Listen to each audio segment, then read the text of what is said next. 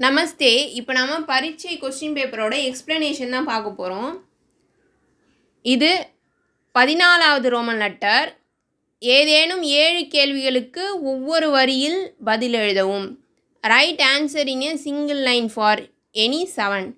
கொடுத்துருக்க இந்த 10ல் 10 கொஸ்டின் கொஸ்டினில் எனி 7 ஏதாவது 7 எழுதலாம். அடுத்தது 15வது ரோமன் லெட்டர். தமிழ் அல்லது ஆங்கிலத்தில் மொழிபெயர்க்கவும்.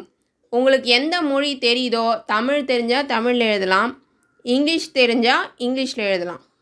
கொடுத்துருக்க ஹிந்தி லைனை தமிழ் இல்லைனா இங்கிலீஷில் எழுதலாம்.